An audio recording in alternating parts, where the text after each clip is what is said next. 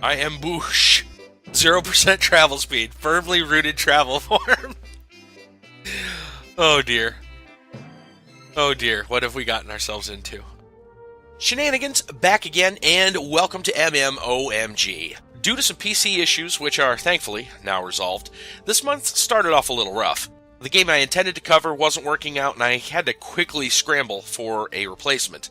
Searching Steam, I happened upon AdventureQuest 3D. Having spent many hours slaying frogzards in the original AdventureQuest Flash game years ago, I was pleasantly surprised to see this latest offering from Ardix Entertainment currently available in open beta. AdventureQuest 3D is a class-based theme park MMO available both on Steam and mobile devices with cross-platform play. I gotta admit, I was a bit worried seeing the words mobile and MMO together, but it turns out that AdventureQuest is legit. So, what does the game have to offer? Well, let's find out. Currently, the game features 4 classes. Warriors apply brute strength and melee to empower ally attacks and weaken enemy armor. Their spells can be cast as long as they're off cooldown. Rogues strike fast and fierce, applying poison and weakening enemy attacks. Rogue skills consume energy, which replenishes at a set rate. Mages hurl elemental spells to stun, slow, and annihilate enemies. Mage spells consume mana, which replenishes faster out of combat. Guardians are a bit of a hybrid class, similar to that of, say, a paladin, or as the game itself says, dragon-themed Jedi. Like mages, Guardians use mana to cast spells. Note that Guardians are only available via the game's cash shop, just like in other AdventureQuest titles. One of the more interesting features of this game is the ability to freely switch between classes while out of combat. Since all characters have access to the 3 base classes, it's fairly simple to tailor a battle strategy on the fly. Need to pull an enemy from range? Have someone fire a bolt as a mage, then let the melee classes intercept it. If you don't like playing a particular class, you can simply switch to something else. Combat uses the traditional tab target system found in classic 3D MMOs, complete with auto attack and spell cooldowns. Each class has 4 spells and an auto attack right from the start, with no new spells currently available. While this makes it easy to learn how a class works, it also means there's very little customizability or depth. Combat itself is basic even for a tab target MMO, as mobs rarely have special attacks and there's no avoid the AoE type of combat mechanics, even for bosses. That said, the original AdventureQuest is known as a Lunchbreak RPG and is meant to be played in your spare time, kind of like most mobile games are now. The fact that AdventureQuest 3D is also available on mobile is a pretty good indicator that it too should be treated as a casual game. While the game lacks complexity, it compensates with an abundance of charm. It features a colorful cartoon art style similar to that of early World of Warcraft. The characters and quests are often comic, lighthearted, with lots of jokes and pop culture references thrown in. Unlike other games that have tried this approach, namely those with 101 in the title, AdventureQuest 3D has yet to really grate on me. Part of that might be that the game often admits when its jokes are bad, for example during the Deadwood encounter. It also helps that combat isn't mostly about waiting around to actually do something like those other titles.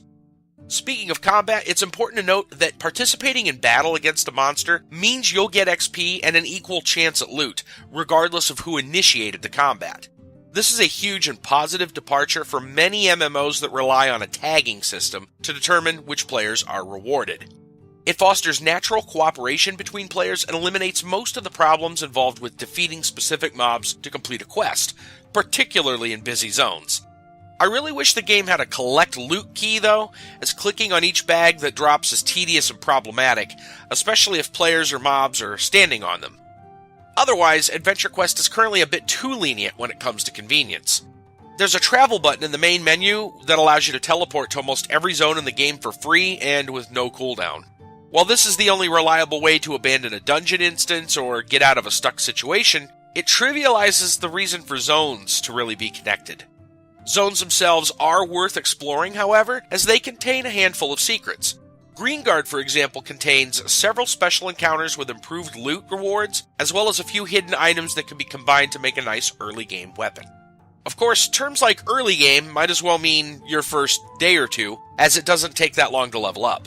After less than 2 weeks of play, roughly 27 hours in-game, I'm only half a level away from the game's current cap of 18. On the bright side, new content seems to release every few weeks, with the level cap increasing over time as well. I know this video is probably a bit shorter than usual, but as this game is still being developed, there's not really that much to go over. Next time, I'll cover crafting, dungeons, and any updates that arrive. Join me in-game on the Red Dragon server or watch live Sundays through Wednesdays starting 9 p.m. Eastern Time on YouTube, Twitch, Mixer, or Smashcast. Please like this video if you enjoyed it, and subscribe for more gaming content. Follow me on Twitter to stay updated on everything I post, videos, articles, giveaways, and more. My videos are now ad-free, so if you'd like to support me, check out my Etsy shop or Patreon for cool rewards and merchandise. Thanks so much for watching, and as always, take care, guys.